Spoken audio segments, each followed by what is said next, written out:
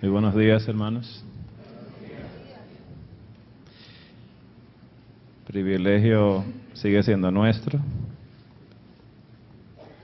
de que los hermanos nos inviten a venir acá. Lo que me apena es la corta estadía. Llegamos ayer a las 2:30 de la tarde y nos vamos esa noche a las 11:30 de la noche. Pero lo hacemos con el mismo gozo de siempre, porque lo hacemos para el Señor. Quiero decirles, hermanos, que anoche comenzamos a disertar algo acerca de la enfermedad mental, los que no estuvieron acá. Y dijimos algo interesante, creo yo que era interesante, que la mente que no se parece a la de Dios está enferma. Porque el primero que se enfermó en el cielo de la mente, y fue Satanás. Corrompió su corazón. ¿A causa de qué?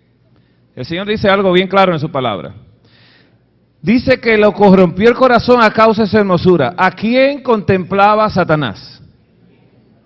Se miraba en un espejo. Yo me preguntaba, porque a veces visito centros de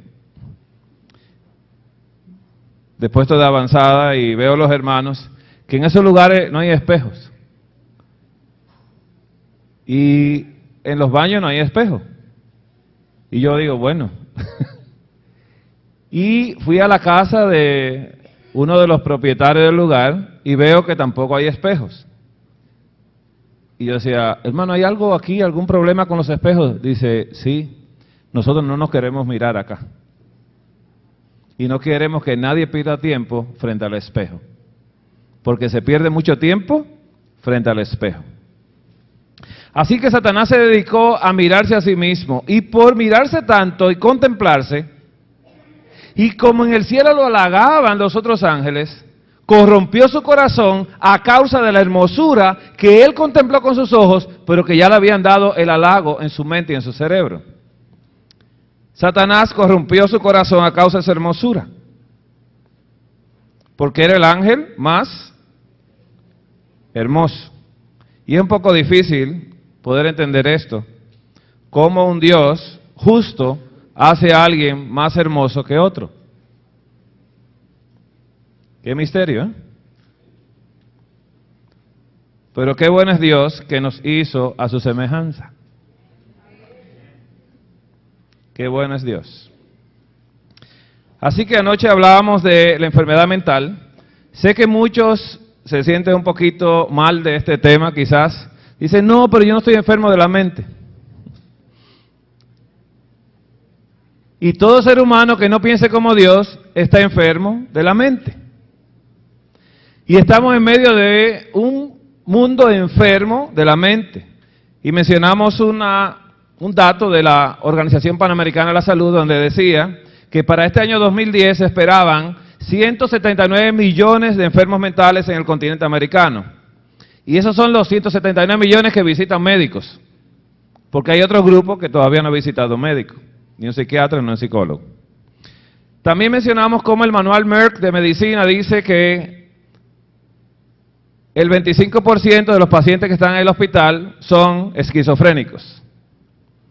Y estamos hablando no de un hospital psiquiátrico, de un hospital regular. Hospital que la persona quizás fue por una apendicitis, el otro por una neumonía. Dice que entre todo ese grupo de personas hay un 25% que son esquizofrénicos no diagnosticados. Por eso esta tarde vamos a continuar hablando de la salud mental. Pero vamos a hablar un poquito de cómo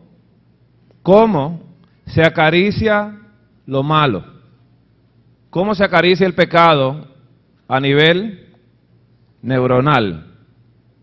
Y usted verá que una neurona maneja 90 sustancias diferentes, y a veces un poquito más. Y a veces se confunde porque maneja sustancias encontradas entre sí. Recuerde que eso trae problemas. Porque Pablo lo decía, realmente no entiendo lo que me pasa porque no hago lo que quiero, sino lo que aborrezco. Así que Pablo, queriendo hacer lo bueno, hacía lo que era malo. Y entonces había un encuentro de neuronas en su cerebro que lo llevaba ¿a dónde? a sentirse mal, a enfermarse de la mente. Y mencionamos que el Señor Jesús restaura la mente. ¿A través de qué? De contemplarle a Él, a Él, si le contemplamos. Bien, en esta mañana, usted vio en el boletín que se leyó 1 Corintios 13:13. ¿Y por qué hemos decidido hablar de esto? ¿Cuántas veces usted ha escuchado a las personas que se aman? ¿Y cuántas veces se ha repetido en la iglesia que el amor es un principio y no es un sentimiento?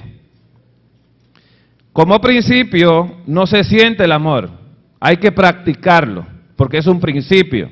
El amor no se siente porque el amor es Dios, porque Dios es amor. Entonces usted no puede sentir a Dios. Las personas que se basan en sentimientos tienen muchos problemas. Yo estuve hablando con una señora que me decía, ay, yo no lo siento.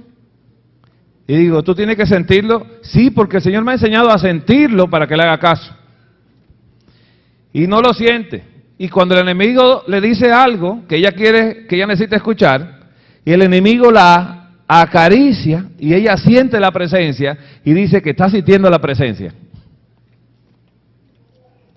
Y nosotros no fuimos creados para sentir, sino para obedecer la voz de Dios. Pues en el libro de Primera de Corintios, capítulo 13, y el versículo 13 rezaba de esta manera la palabra de Dios. Y ahora permanecen la fe. ¿Qué permanecerá por toda la eternidad? Dice que va a permanecer la fe, la esperanza y el amor. Pero de estos tres, el mayor de ellos es el amor. ¿Qué va a permanecer? Lo que siempre ha sido desde antes de la fundación del mundo, lo que ha sido eterno ha sido Jehová. Él permanecerá por los siglos de los siglos. ¿Cuál debería ser nuestra preocupación entonces hoy en día? Practicar lo único que va a permanecer para toda la vida. Practicar el amor. Hay una gran confusión. En las escuelas, los niños se dicen, a edad temprana, que se aman. Hay una palabra bien suave que se llama I love you. ¿La ha escuchado? Hasta se la dijeron cuando usted se iba a casar. Y lo peor que hizo fue que lo creyó. Decimos esto que usted lo peor que hizo fue que lo creyó, porque el que le decía I love you quería una demostración del amor. Y el amor no se demuestra con hechos palpables. No se demuestra con contacto físico. Se demuestra de otra manera, con cuidado, con protección, con bendición. Pero no se demuestra de esa manera. Si leemos 1 Corintios, y voy a leer unos versículos que nosotros usamos mucho cuando tenemos a alguien que habla en lenguas. Nos vamos a 1 Corintios 13, ¿sí? Vamos a leer un poquito de esto. Dice 1 Corintios 13. Si alguien viene hablando en lengua y dice, no, mira lo que dice acá. Si yo hablase lenguas humanas y angélicas y no tengo amor, vengo a ser como un metal que resuena o un címbalo que retiñe. ¿Qué está haciendo? Sonando y retiñendo, pero no da ningún mensaje. Entonces, eso lo usamos mucho para nosotros decirle a ellos, tú estás equivocado. Ahora bien, miren, 1 Corintios 13:2 le habla entonces a los adventistas del séptimo día. ¿Lo ha leído esto? 1 Corintios 13:2 le dice a los adventistas, si tú adventista del séptimo día tuvieses profecía, ¿la tenemos? ¿Es la iglesia de la profecía? Está diciendo amén, siga así. Si tuviese profecía, que la tenemos, y entendiese todos los misterios y toda la ciencia, que la iglesia adventista entiende los misterios, Y si tuviese toda la fe, ¿tiene fe la iglesia adventista?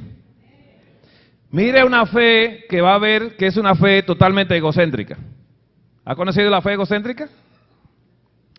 Dice así, y si tuviese toda la fe de tal manera que trasladase los montes, wow, y dice, y no tengo amor, nada soy.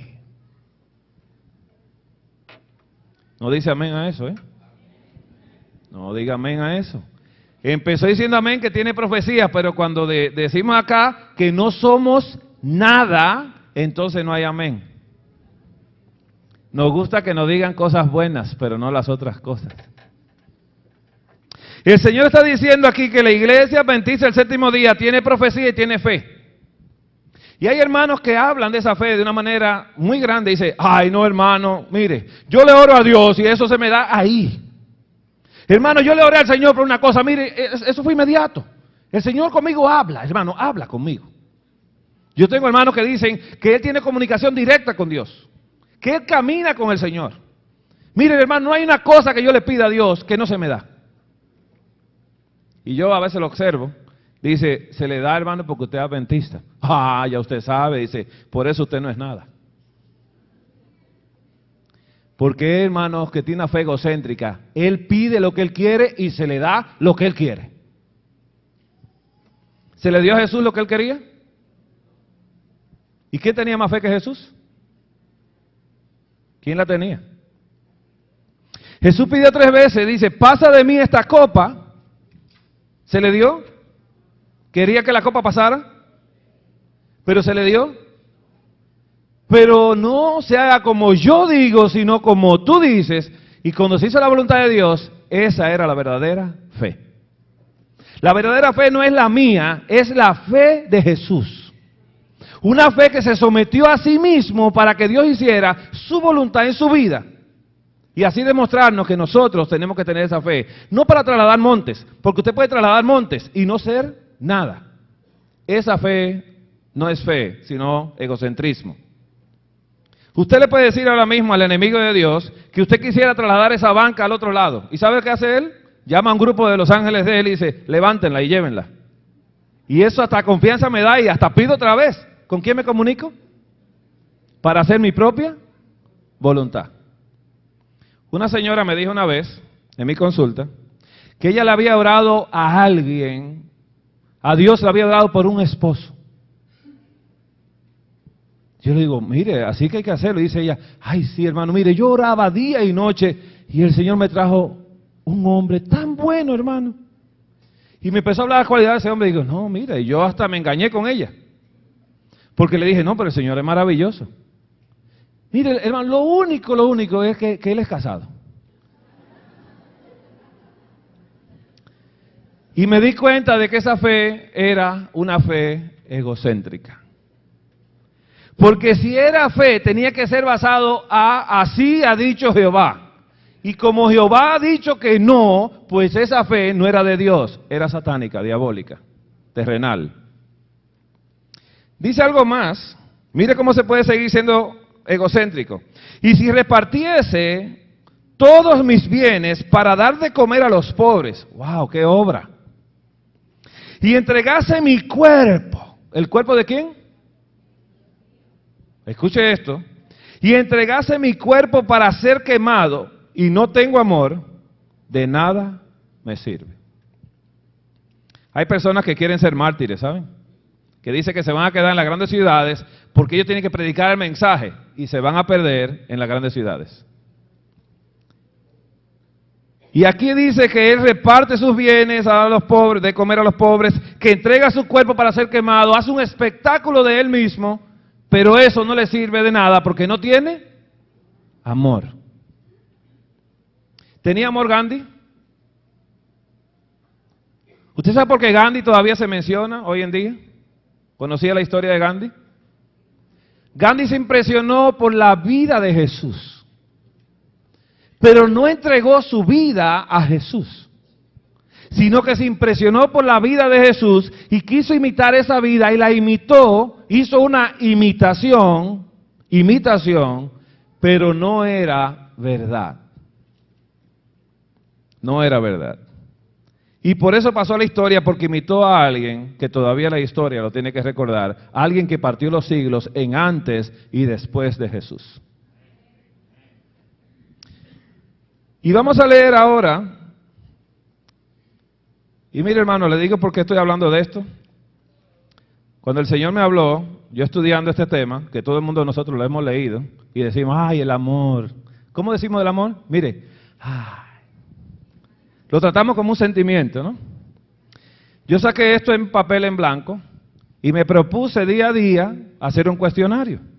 Y yo espero que usted, si le interesa, lo haga, porque en el cuestionario todos los días sacaba malas calificaciones. Dice aquí la palabra de Dios en 1 Corintios 13:4, el amor lo define. Define el amor. Dice, el amor es sufrido. Ah, hermano, usted tiene que ver como yo sufro. Y ya dice que tiene amor. Y puede ser que no tenga amor, sino que sea egocéntrico, que quiera llamar la atención, que quiera hacerse sufrido para que le tengan pena, autocompasión y cae entonces en la depresión. El amor es sufrido, es benigno. ¿Sabe lo que quiere decir benigno? Que no da cáncer. El amor no da cáncer. Y dijimos la vez pasada acá que el que se deprimía le daba cáncer. Así que el que se deprime no tiene amor. No está sufriendo por el amor de Dios. ¿El amor de Jesús era sufrido? Sí. ¿Por quién sufría Jesús? ¿Por él? Por nosotros. Él padeció por nosotros. Sufrió por nosotros. Es benigno. El amor no tiene envidia. Yo no soy envidioso, ¿no? ¿Quién es envidioso acá? ¿Estoy solo yo? ¿No hay nadie envidioso acá?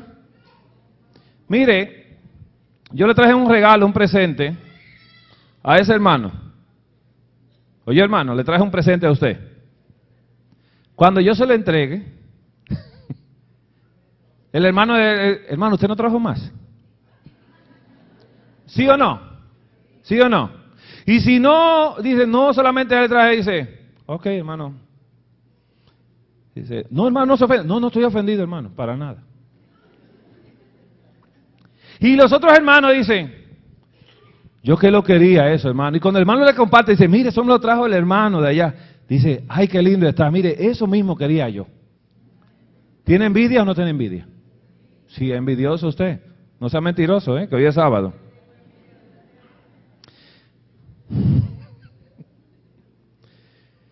El amor no es jactancioso. Ay, cuando nos toca hablar del sábado con alguien. Hasta respiramos profundo y dice, déjeme explicarle, hermano, algo del sábado. ¿Sí o no, hermano? ¿Sí o no? ¿Somos o no jactanciosos porque tenemos profecía y tenemos la verdad? ¿No somos jactanciosos? ¿O somos muy humildes, no? Cuando vamos a hablar de la verdad de Dios. ¿No somos jactanciosos? ¿Cómo miramos nosotros a los demás? Los que no son de esta denominación. ¿Cómo lo miramos? ¿Sabe cómo lo miramos? Lo miramos y decía, ay, pobrecito, está confundido. ¿Desde qué posición decimos esto? Desde mi posición. ¿Soy jactancioso? Mire, cuando usted haga, y le voy a decir algo, cuando pase este examen, usted va a aprender mucho todos los días. Porque lo que más me enseñan a mí son los pacientes. Porque yo nací bruto. Pero el paciente viene con tanta información que me la va dando y yo, wow. Y me la da la información y yo la proceso, la almaceno y después la uso. Uno aprende todos los días. Y remedios, muchos. Porque alguien hace un remedio que no está en los libros, pero lo hizo y le dio resultado. Cuando lo practico con otro, también da resultado y digo, wow. ¿Y quién se lleva el mérito? Pero no fui yo, fue la señora que no tenía escuela que me dijo cómo se quitaba eso. Pero si usted es jactancioso, viene alguien a hablarle a usted, pero usted se la sabe toda ya, dice, no, yo conozco bien de la alimentación. ¿De qué van a hablar? De ProSalud. Dice, yo soy vegetariano muchos años. No necesito nada porque soy de la Odisea. El amor no se envanece. Bueno, eso se va ahí al lado del jactancioso, ¿no? No es vanidoso. El amor no hace nada indebido. Y dice algo muy bonito acá y doloroso. No busca lo suyo.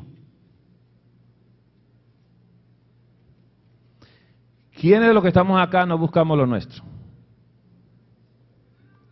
Mire, hermanos, después de tratar de pasar ese examen que está aquí, ese test en la palabra de Dios, y haber reprobado tantas veces, le pedí perdón al Señor y le pedí perdón a mi esposa. Le dije, mi amor, mira, yo quiero que tú me perdones, porque yo me casé contigo y no te amaba. Ay, no me digas eso. Digo, sí. Digo, no te amaba porque el amor de Dios me dice a mí que yo no podía buscar lo mío y yo me casé contigo porque yo quería. Y yo quería ser feliz. Yo quería ser feliz contigo. Y la infelicidad de ella a mí no me importaba. Porque el que tenía que ser feliz era yo. Por eso dice aquí, no busca lo suyo, y yo siempre busqué lo mío. Le dije, perdóname. Le pedí perdón, pero el Señor Jesús le enseña a usted a amar. Entonces, cuando usted ama, usted no busca lo suyo, sino busca lo del otro. Y usted no le pide a la esposa, tú me amas, mi amor. Si tú sabes, demuéstramelo. No hay demostración. Lo que hay es solamente, la señora dice, me duele la cabeza, sí, ya usted lo sabe. Que el techo no lo han pintado, ya lo sabe. Que no se siente bien y todas las noches le da algo, ¿no? Algo le da todas las noches, ya sabe usted que no busque lo suyo. Si usted busca lo suyo, no tiene amor. El amor no se irrita. ¿Me irrito yo? ¿Se irrita usted? ¿Quién de aquí no se irrita, por favor? Yo quiero conocerlo porque quisiera estar a su lado todo el día. ¿Quién no se irrita acá, hermanos? O vamos a hacer la pregunta contraria. ¿Quién se irrita? Mire, con timidez, mire, hacen así. Levante la mano, levante la mano. Gloria sea al Señor. Padre, ¿cuántos sinceros hay hoy aquí? Entonces, ¿se irrita o no se irrita? Bien, cuando a usted le llaman y le dicen a usted, mire, déjeme decirle algo que usted tiene, mire, usted tiene un defecto muy grande de esto y esto, ¿le gusta eso? Mire, una masoquista, ¿eh? No, la hermana está bien. La hermana le gusta que le digan por dónde está fallando, porque la hermana quiere mejorar en el Señor. Y como ella quiere mejorar, ella acepta la crítica, pero la crítica en justicia. ¿Estamos bien? Anoche hablamos de ella. ¿Se irrita usted cuando le hablan? Cuando le dicen, mire, ¿por qué usted hizo esto? ¿Qué hace usted primero? ¿Por qué me hablas a mí? ¿No? ¿No le sale el yo? ¿Sale el yo? El yo está muy vivo. Entonces, cuando usted haga el examen, trate de ser sincero con usted mismo, porque el Señor escudriña el corazón y prueba la mente. Y el amor no guarda rencor.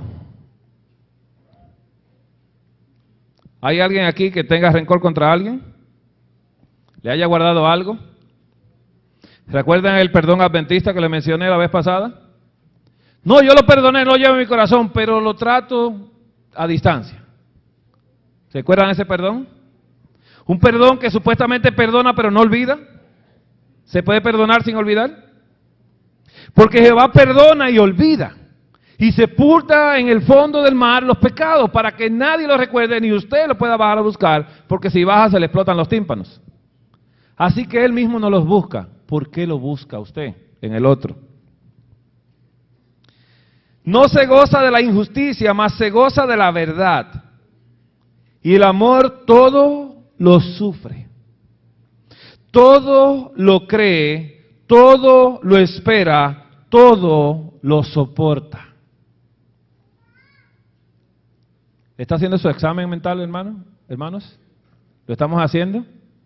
¿Estamos pasando ese examen? Dice, el amor nunca deja de ser. Y le dice a los adventistas, pero las profecías acabarán. ¿Qué va a permanecer al final? ¿El mayor de todos?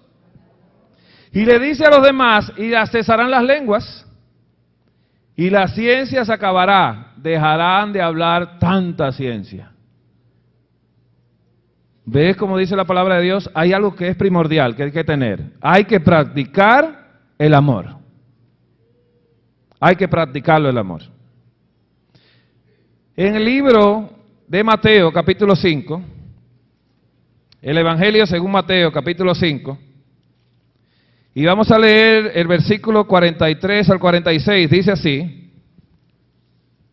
Mire cómo Jesús habla acerca de cómo se hace esto. Mateo 5, 43 al 46 dice, oíste que fue dicho, amarás a tu prójimo y aborrecerás a tu enemigo. Pero yo os digo, amad a vuestros enemigos. Es interesante esto. ¿Cómo Jesús ahora cambia las cosas? Dice, no, al prójimo tú no lo vas a amar, a tu prójimo. Es a tu enemigo que vas a amar. Dice, wow, ¿está difícil? Si usted está pensando en sentir amor, nunca va a amar a su enemigo, sino que al enemigo le va a desear lo que se le desea a un enemigo. Pero yo os digo, amad a vuestros enemigos, bendecid a los que os maldicen, haced bien a los que os aborrecen. ¿Cómo dice el Señor? Que hay que hacer el bien al que usted aborrece. Y orad por los que os transgreden y ¿qué? Y os persiguen, para que seáis hijos de vuestro Padre, que está en los cielos, que hace salir el sol para malos y buenos, y que hace, dice aquí, llover sobre justos e injustos. ¿Es bueno Dios? ¿Ves que Dios no hace diferencia al ser humano? Y en esto tenemos problemas. En esto tenemos problemas. Dice el 46, pero si amáis a los que os aman, ¿qué recompensa tendréis? ¿No hacen también lo mismo los publicanos? Hermanos, esto es difícil, porque el Señor le dice que aunque usted no lo sienta, debe de hacerlo. Que aunque a usted lo persigan y lo critiquen, usted tiene que orar por esas personas que lo persiguen y critiquen. ¿Y nosotros oramos por quiénes? Por los otros hermanos. ¿Y por el que me persigue? No oro. ¿O usted ora? Hermanos, mire, si usted toma estos versículos, los separa en su casa y hace un ejercicio voluntario mental, le dice, Señor, te voy a presentar a todo el que no me soporta, que yo tampoco lo soporto. Y le dice, Señor, te presento al hermano Báez. Sí, no, eso está bien. Eso me hace un bien muy grande a mí. Y entonces, si usted no me soporta a mí, se lo voy a agradecer porque sé que va a orar por mí. Qué egocéntrico, ¿eh? Está diciendo claramente la palabra de Dios, el Señor Jesús, que nosotros tenemos que orar por el que me persigue y me ultraja y habla mal de mí y blasfema. Así que le presento al Señor a esta persona y le digo, Padre, te estoy presentando mis enemigos y te quiero pedir por ellos, como Jesús pidió en la cruz de Calvario por los que lo maltrataron. Perdónalos porque no saben lo que hacen. Cuando el Señor Jesús puso el ejemplo de dos jóvenes que un padre de familia lo envió a hacer algo, hubo uno que dijo que iba y no fue. Y otro dijo que no iba, pero fue. Jesús preguntó, ¿quién practicó la justicia de ambos? ¿Cuál fue la respuesta? El que dijo que no iba y fue. ¿Y qué dijo Jesús? Hagan entonces ustedes así, lo mismo. tienen que practicar lo mismo. Dice que lo sientan. Mira, si tú te sientes bien con la persona que te maltrata, ora por ella. No, no mezcla sentimientos porque Dios no trabaja con sentimientos. Dios no funciona con sentimientos. Quiero leer en el libro de Efesios.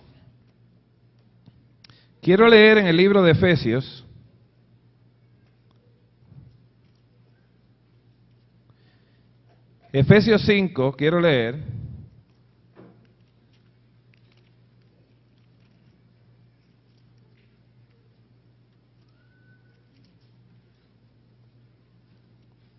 Efesios capítulo 5, y voy a leer el versículo 21 en adelante. Dice así. Efesios 5, 21 al 30. Someteos unos a otros en el temor de Dios. ¿En qué temor? Voy a leer algo que va a sonar un poco machista, pero no se apresure. Las casadas, hay cuando una esposa se revela. Sacamos este versículo y dice, ven a escuchar lo que dice el Señor, y no seas rebelde a la palabra de Dios. Las casadas estén sujetas a sus propios maridos, como al Señor. Y luego le dice aquí al marido, porque el marido es la responsable de la mujer. ¿No dice así? Dice que el marido es la cabeza de la mujer. ¿Y la cabeza que tiene? El cerebro. ¿Y el cerebro qué hace? Pensar. Y el cerebro elabora los pensamientos. Y entonces, ¿quién va a tener la responsabilidad? La cabeza. Así como dice, Cristo es la cabeza de la iglesia, la cual es su cuerpo y Él es su Salvador. Así que, como la iglesia está sujeta a Cristo, así también las casadas estén a sus maridos en todo. Hay algo ahí implícito, ¿no? Si Cristo, la iglesia está sujeta a Jesús y las casadas están a los maridos, ¿a quién están los maridos? ¿Sujetos a quién? A Jesús. Lo dice en la parte de arriba. Cristo es la cabeza de la iglesia, la cual es también su cuerpo. Y dice el 25, maridos, amad a vuestras mujeres. Esto está difícil, ¿sabe? Porque ahí, no, está hablando de maridos, de todos los maridos del mundo, que amen a vuestras mujeres. Está difícil porque usted ha pensado que usted ama a su esposa. Y si usted ama a su esposa, volvemos a la 1 Corintios 13, ¿regresamos? Vamos a regresar, hermanos. No me pierdan ahí, por favor, Vamos a regresar a la 1 Corintios 13. Y dice aquí que el amor es sufrido, es benigno, el amor no tiene envidia, el amor no es jactancioso, no se envanece, no hace nada indebido, no busca lo suyo, no se irrita. ¿Se irrita usted con la esposa? ¿Se irrita con la esposa? ¿No se irrita con la esposa? A mí me gusta esta iglesia mucho, Son bien sinceros. Hacen un silencio aceptando todo. Son impresionantes, hermanos. Así que maridos, le da una orden al Señor Jesús. Amad a vuestras mujeres. ¿Por qué no dice mujeres amen a vuestros maridos? Porque el que tiene que llevar el amor en la casa es el hombre. El hombre es la cabeza y el hombre le demuestra al cuerpo qué es el amor de Dios. Dice, maridos, amad a vuestras mujeres así como Cristo amó a la iglesia. ¿Ve que el amor de Jesús no es sentimental? Y se entregó a sí mismo por ella. ¿Me entrego yo por mi esposa? ¿Se entrega usted por su esposa? ¿A qué se entrega usted? ¿Se irrita cuando gasta mucho? ¿Se irritó? Recuerde que si no pasa el examen, usted no tiene amor.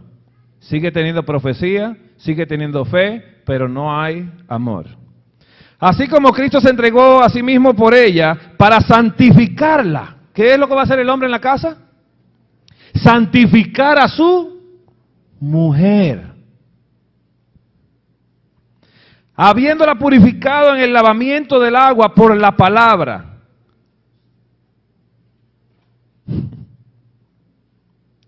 Dice, a fin de presentársela a sí mismo, una iglesia gloriosa, que no tuviese mancha, ni arruga, ni cosa semejante, sino que fuese santa y sin mancha. ¿Cuál es el trabajo mío, entonces, cuando la mujer se somete al marido? El trabajo que Jesús hizo con su iglesia. Porque dice, así como Jesús fue con su iglesia, yo debo ser con mi esposa. Maridos, ¿no van a decir amén? Está débil el amén, dígale un poco más fuerte, que esta tarde le explico. Cuando usted acepta la palabra de Dios y usted dice que la palabra de Dios es verdad y dice amén, Señor, tú tienes la razón. ¿Sabe lo que está diciendo con ese amén? No con ese amén, amén, hermano, ya, siga.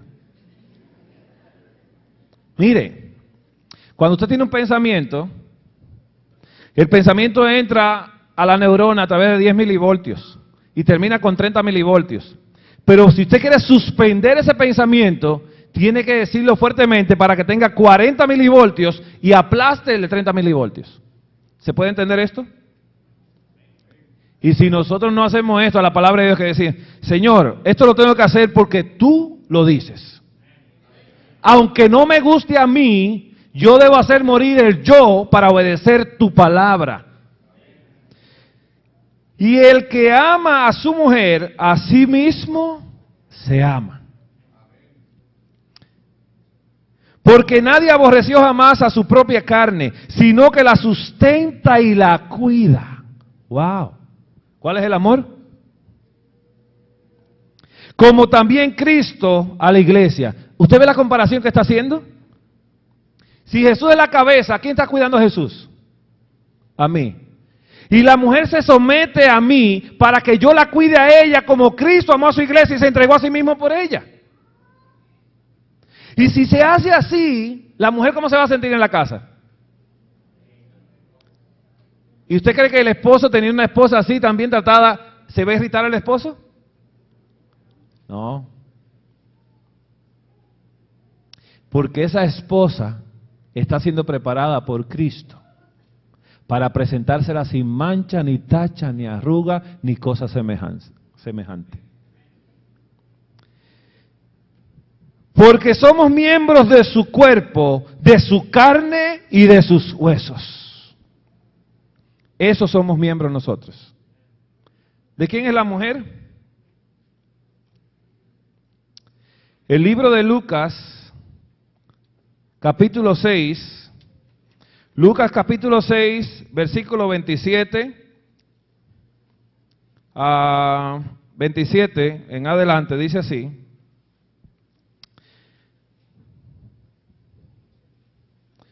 Lucas capítulo 6, versículo 27. Pero vosotros, los que oís,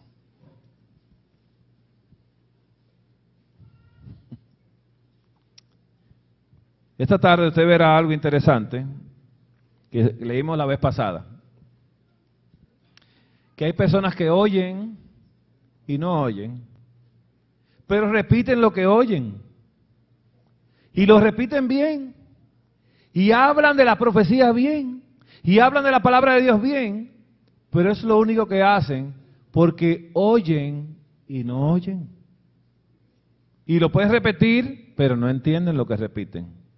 Y por eso Jesús dice aquí, pero vosotros, y dice, los que oís, os digo, amad a vuestros enemigos.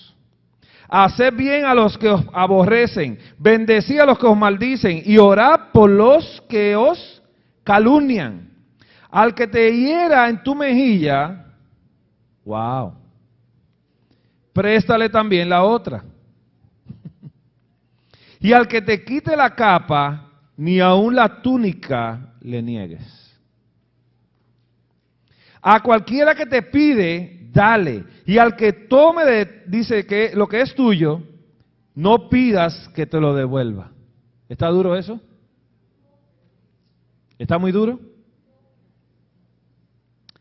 Y como queréis que hagan los hombres con vosotros, así también haced vosotros con ellos.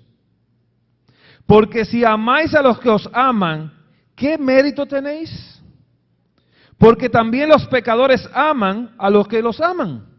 ¿Cómo le llaman a los pecadores? Que el pecador ama al que le ama. ¿Usted entendió esto? ¿Usted sabe qué está diciendo el Señor? Que si yo no tengo amor, yo amo al que me ama.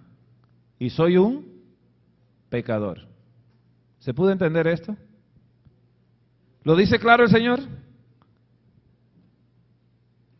Dice claramente acá en el 34.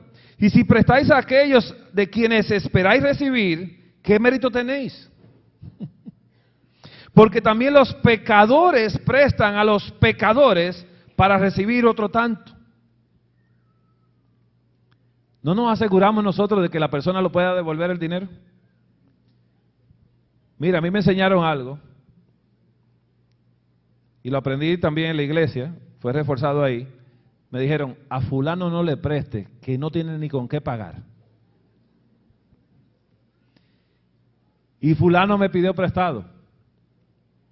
Y yo le dije, Señor, tengo el pensamiento clavado acá de que él no devuelve y yo no quiero prestarle. Y el Señor me dice, regálaselo. Digo, pues así, pues sí. Y entonces llevé el pensamiento del Señor que me dice, regálalo, y lo regalé. Pero no se dio cuenta la persona que se lo presté. Y al tiempo la persona que le presté me estaba devolviendo el dinero. Y yo le dije, no, eso fue un regalo. No me diga, hermano. Y yo, sí, a mí me dijeron que se lo regalara. Y me dolió, sí, regalarlo. Porque no deja de doler, porque el amor es sufrido. Tiene que sufrirlo, porque si no lo sufre, no es amor. Amad pues a vuestros enemigos y haced bien y prestad, no esperando de ello nada. Y será vuestro galardón grande. Y seréis hijos del Altísimo, porque Él es benigno para con los íntegros, para los ingratos, con los ingratos y los malos. ¿Con quién es benigno Jehová? Con todo el que es ingrato, Jehová es benigno. ¿Y sabe a quién le molesta eso? A los hijos de Dios. Dichosos los soberbios, porque no tan solo prosperan y se quedan hasta sin castigo. ¿Y dónde está mi provecho? El provecho mío de obedecer tu ley. ¿Dónde está? ¿Dónde está? ¿No es lo que decimos a veces? Recientemente tuve una persona que me dijo que donde ella trabaja, todas las que trabajan ahí se ven rozagantes y se ven bien. Y ella que se cuida tanto es la que más fea se ve. Yo no le quería decir que ella era fea, pero eso se veía, eso era obvio. Pero no era el problema. El problema es que ella se estaba mirando ¿a quién? A sí mismo y comparando que la justicia que practicaba era injusta porque a ella le iba mal y al otro que no la practicaba le iba bien. ¿A quién criticó ahí? A Dios. Y esas son críticas que la persona no se da cuenta. Así que yo la senté y dije, mira, cálmate, porque estaba muy excitada. Y yo la puse a leer el libro de Malaquías. Dice, vuestras palabras contra mí han sido duras. Y dijiste, ¿y qué hemos hablado contra ti? Por demás es servir a Dios.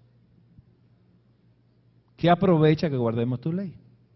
Y andemos afligidos, porque nos aflige.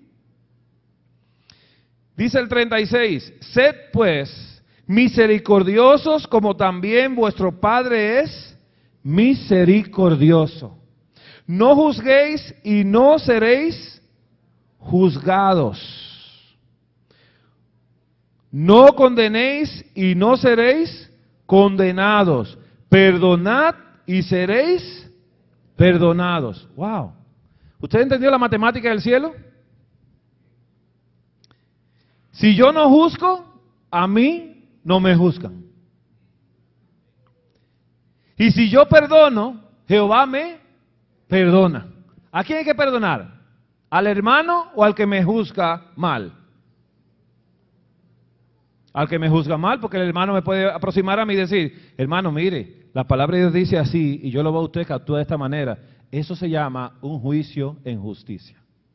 A la ley y al testimonio. Y anoche hablamos de eso, ¿no? Cuando mencionamos Jeremías. El libro de Colosenses, capítulo 3. Colosenses capítulo 3. Hermano, yo espero a los hermanos, a los machos, que me lleven en sus oraciones a partir de hoy. ¿Sí? ¿Lo prometen?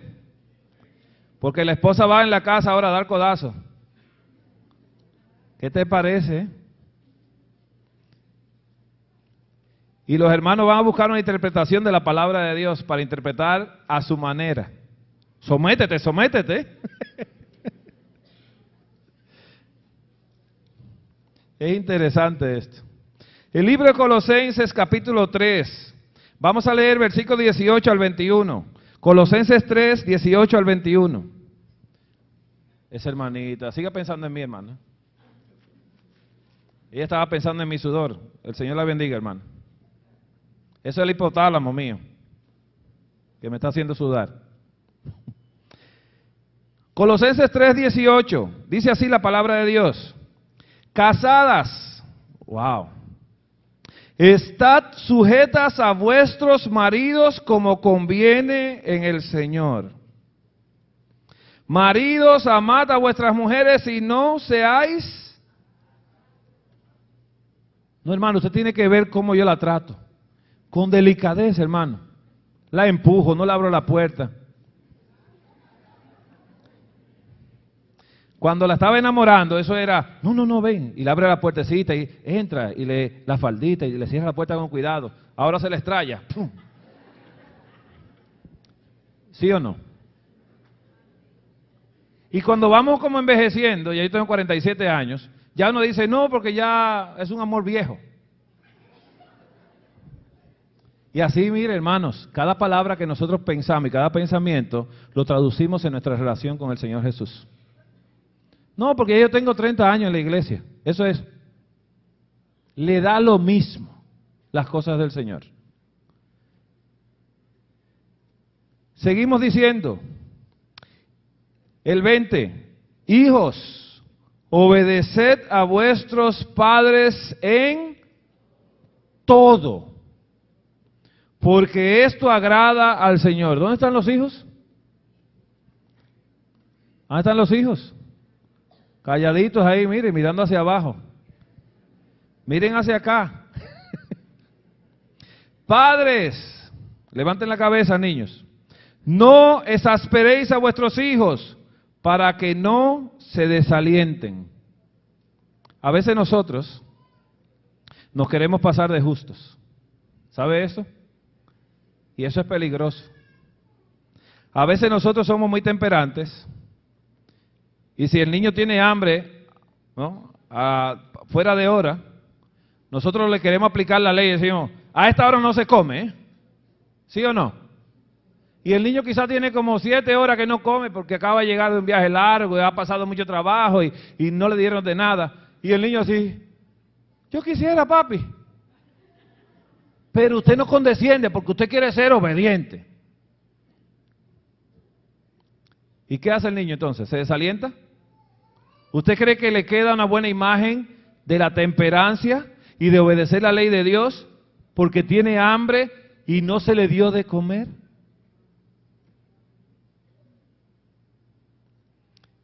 No hay que condescender, ¿no? No es mejor condescender y dice, mira, debido a la situación que pasó y todo esto, aunque no está bien, y sabe, mira, no está bien que coma a esta hora, pero sé que pasamos un viaje muy largo y todo esto, toma mi hijo, come. ¿Qué va a pensar el niño? Wow. ¿Va a haber un enlace ahí con el papá? ¿Y con la mamá? Y la mamá dice, no, mi mamá es bien recta, pero ella entendió que, no, y comprendió. ¿Comprende Dios? ¿Puede comprender Dios? ¿Deberemos comprender nosotros? Hermanos, hay una actitud, y quiero hablar del libro de los Romanos capítulo 12. El libro de los Romanos capítulo 12. Quiero leer los versículos 14.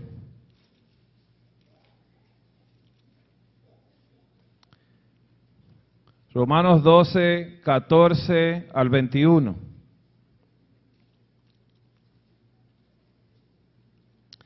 El libro de los Romanos, versículo 12, 14 al 21, dice así.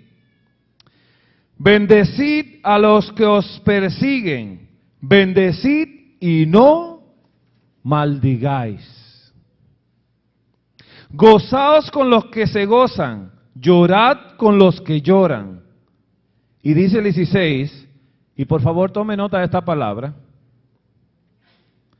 unánimes entre vosotros. Mi pregunta esta mañana es si nosotros estamos unánimes entre nosotros. ¿Estamos unánimes entre nosotros?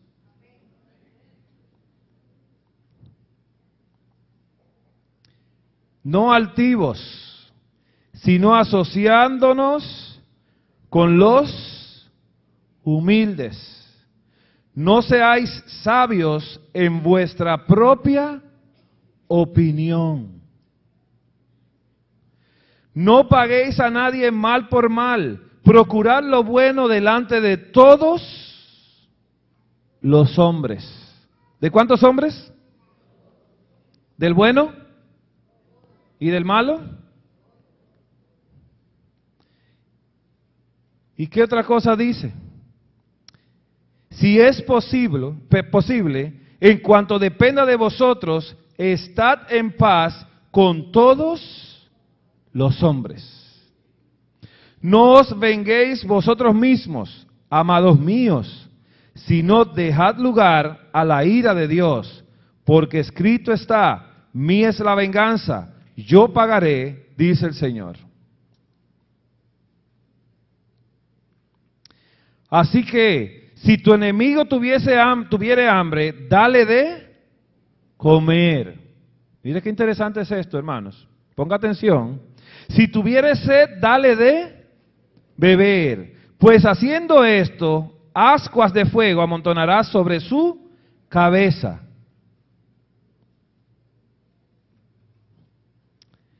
El 21 dice, no seas vencido de lo malo, sino vence con el bien el mal. ¿Recuerdan el pensamiento que habíamos dicho hace un momentito? De cuando los caballeros dijeron, amén. Que para reforzar el pensamiento de Dios había que decir, amén. Se haga la voluntad de Dios.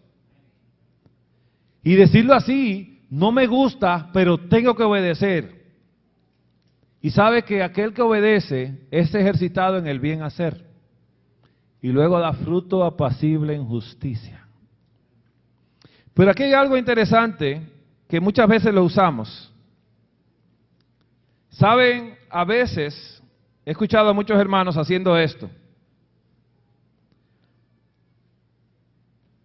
Dice, así que si tu enemigo tuviere hambre, dale de comer, si tuviere sed, dale de beber.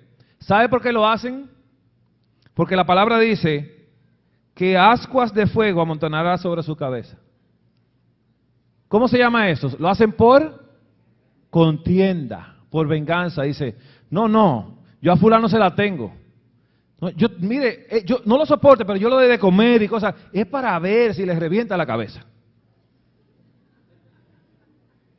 Es un tipo de tortura, de sadismo cristiano. Y dice más, porque ascuas de fuego amontonará sobre su cabeza. Y hay personas que dicen, no, es que yo tengo un plan para mortificarlo. Él me hace lo malo y yo le devuelvo el bien. Pero ¿sabe cómo lo devuelve?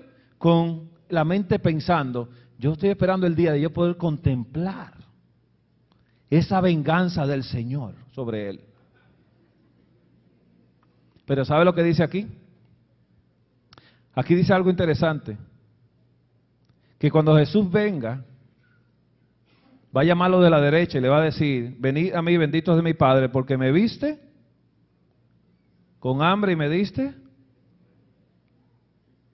¿Y qué dijeron? ¿Y cuándo te vimos? Dice, cuando le hiciste a uno de esos pequeñitos, que yo hice salir el sol para ellos también, a mí lo hiciste.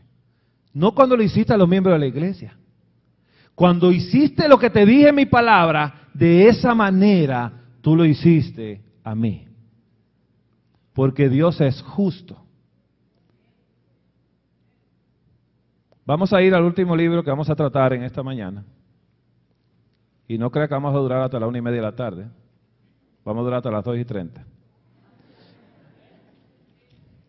El libro de Filipenses.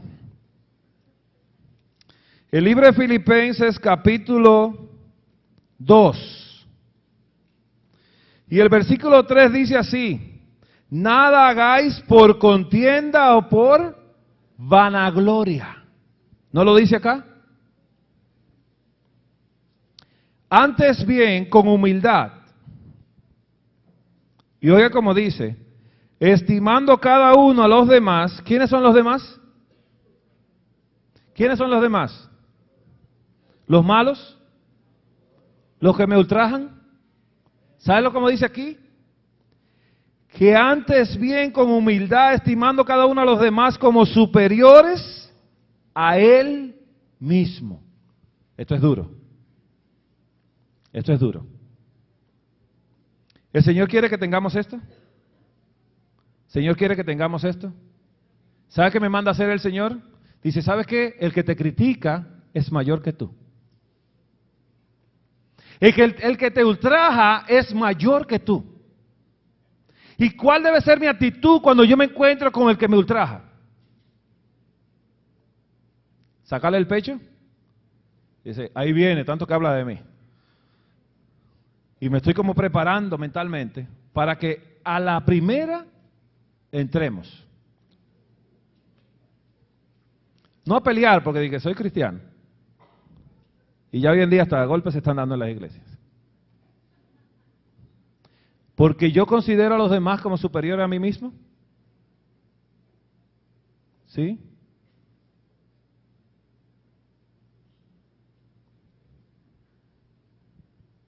Venga acá, hermano. Puede venir.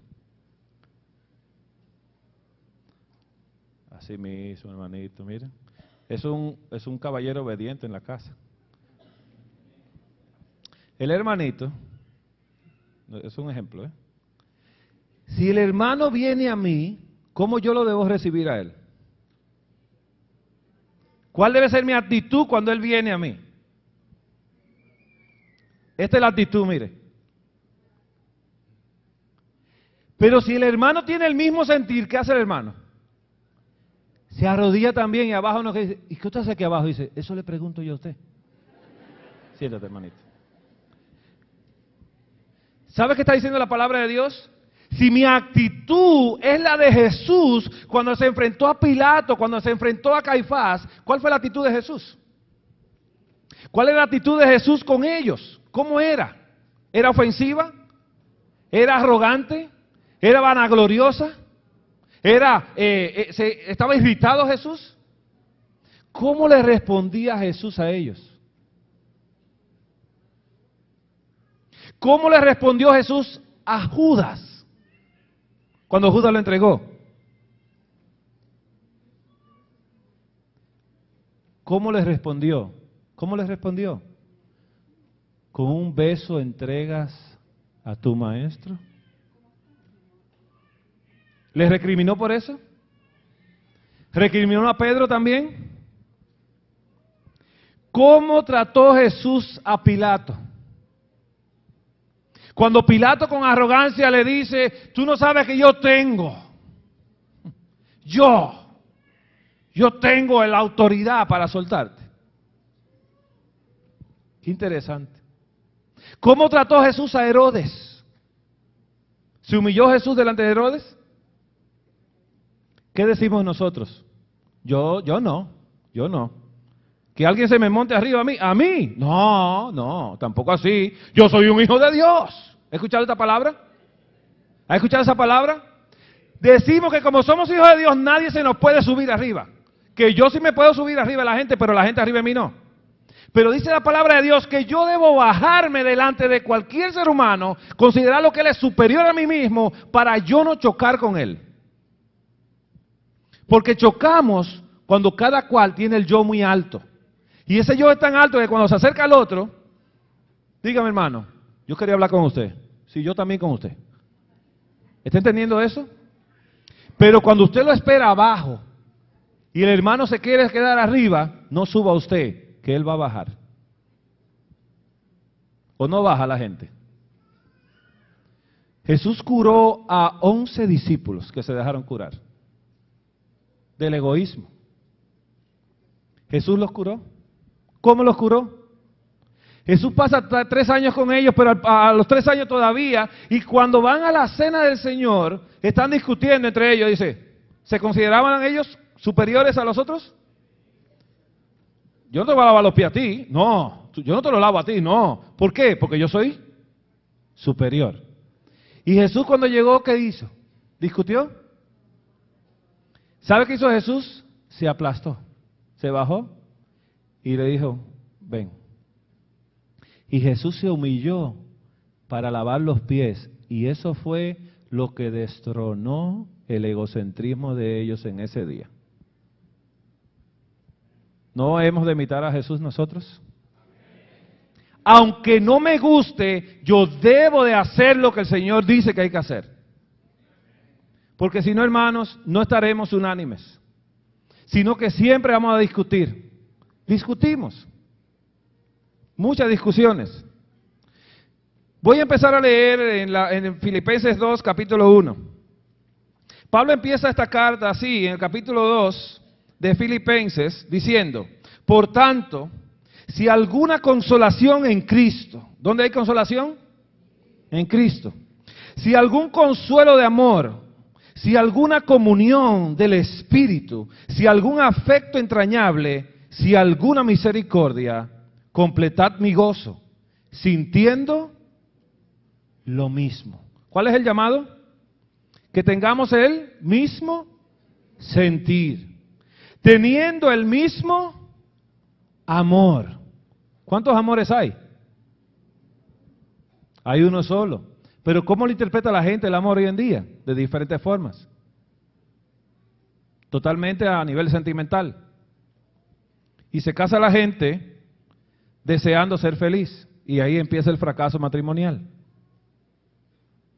El matrimonio es la unión de que cuando usted se va a casar, se casa con la convicción del Señor de que usted se casa para hacerla feliz a ella y ella se casa con la convicción de Cristo de hacerlo feliz a él. Y la preocupación de ella es todos los días cómo hacer feliz a mi esposo y la preocupación del esposo es cómo hacer que mi esposa sea la mujer más feliz de la tierra. ¿Pelearán? ¿Se irritarán? ¿Discutirán en la casa por eso? Imagínese que usted llega al trabajo y si no encuentra la comida, ¿se irrita? ¿Quién no se irrita acá? Yo lo quiero felicitar, después del sábado, por mentiroso. ¿Qué hace usted cuando no encuentra las cosas como usted quería encontrarlas? ¿Se molesta? Hágala usted en silencio y sin criticar. Usted con esa actitud le está diciendo a la esposa, no me casé contigo para esto, me casé contigo para que tú fueses feliz. Porque usted no sabe por qué no están las cosas hechas.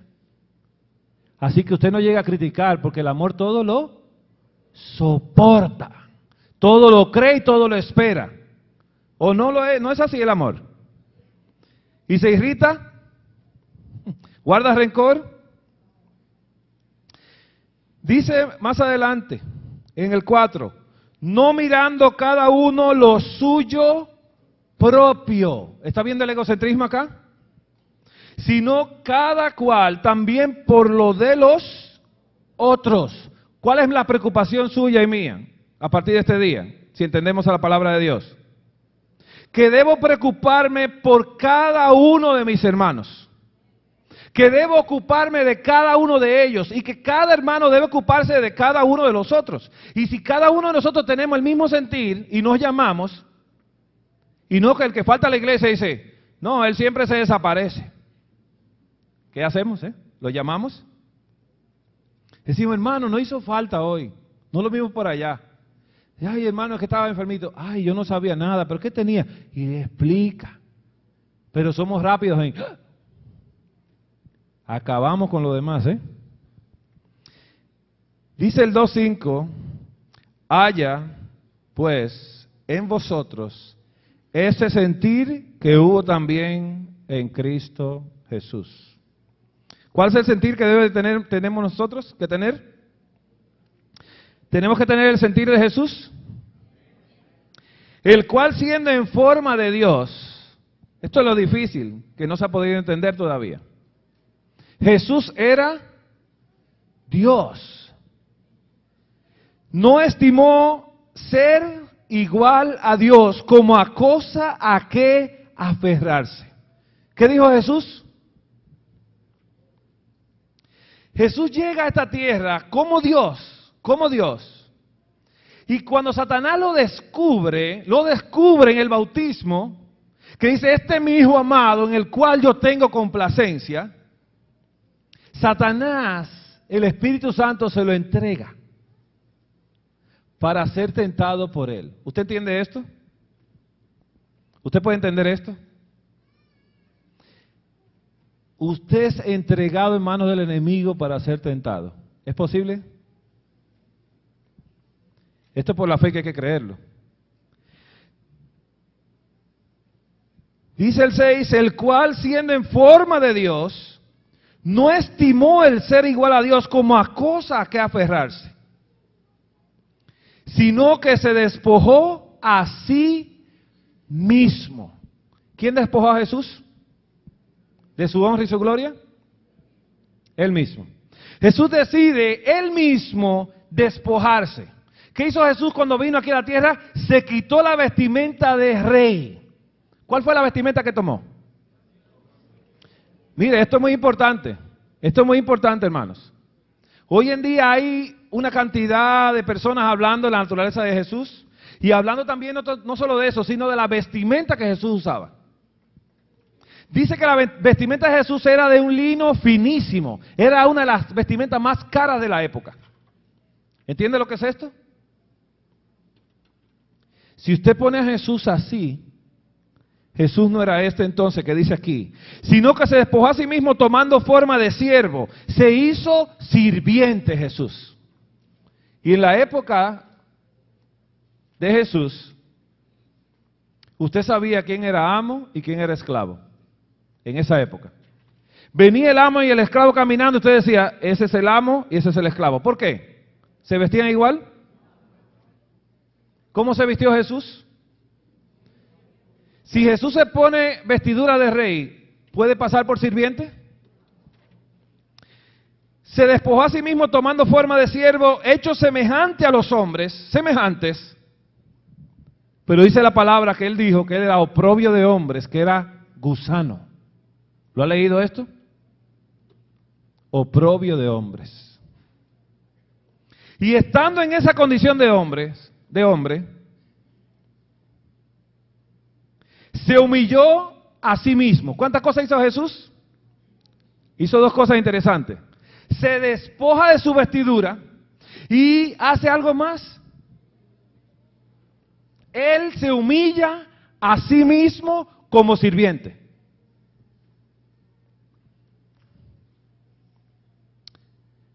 Se despojó a sí mismo tomando forma de siervo, hecho semejante a los hombres, y estando en la condición de hombre, se humilló a sí mismo, haciéndose obediente hasta la muerte. Y hay una coma y dice, y muerte de cruz. ¿Cuál fue la muerte que a Jesús le tocaba morir? ¿Quién me puede decir, hermanos? ¿Cómo debió haber muerto Jesús? ¿Cómo debió morir Jesús? ¿Qué pasó con María Magdalena cuando la llevaron a Jesús? ¿Qué decía la ley? Que si fuera sorprendida en pecado, ¿qué había que hacer? Apedrearla. ¿Qué pasó con el hombre que se llevó el manto babilónico? ¿Qué pasó con él? ¿Qué pasó con Esteban cuando hablaba con denuedo la palabra de Dios? ¿Qué hicieron con Pablo cuando empezó a predicarle a los judíos? ¿Por qué a Jesús no? ¿Por qué a Jesús no? Mire, la preocupación de Satanás con Jesús y la tentación de Jesús estuvo presente hasta la muerte. Jesús, si había blasfemado el nombre de Dios, como habían dicho los judíos, Jesús tenía que ser muerto a piedra entre sus hermanos, porque era una muerte honrosa, morir en el mismo pueblo por sus propios hermanos. Pero Satanás se propuso que Jesús fuera Dios en la tierra y no fuera hombre. Satanás instaba a Jesús todos los días para que saliera de ahí y que no aplastara y no se humillara, sino que dejara salir a Dios. Por eso lo dijo, si eres el Hijo de Dios, sal de ahí, usa tu poder para ti mismo, para tu propio beneficio. Úsalo, tu poder úsalo. Y Jesús no quiso ser Dios, quiso ser hombre sujeto a Dios. El afán de Satanás es que nosotros seamos hombres y no seamos como Dios. Y el Señor Jesús dice que nosotros tenemos que ser como Dios, para que seáis hijos de Dios, para que seáis como Dios, para que seáis como Dios, para que imitemos ¿a quién? A Dios. Pues Jesús se decidió así someterse a la voluntad del enemigo.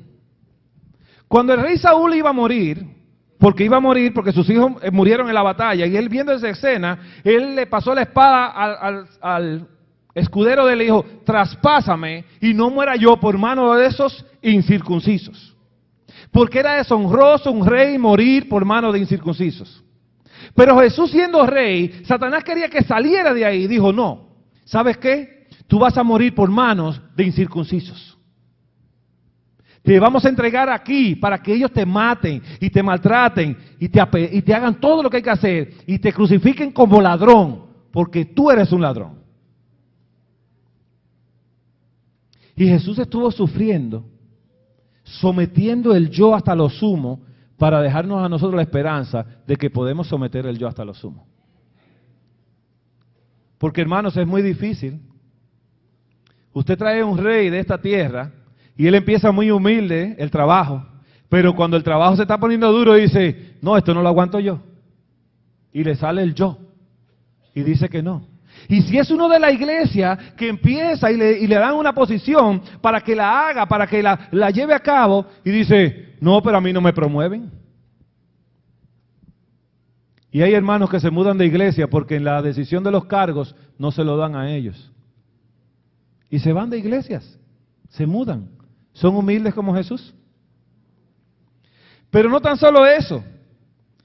Dice que es muerte de cruz, por lo cual Dios también lo exaltó hasta lo sumo y le dio un nombre que es sobre todo nombre, para que en el nombre de Jesús se doble toda rodilla de los que están en los cielos y en la tierra y debajo de la tierra, y toda lengua confiese que Jesucristo es el Señor, para gloria de Dios el Padre.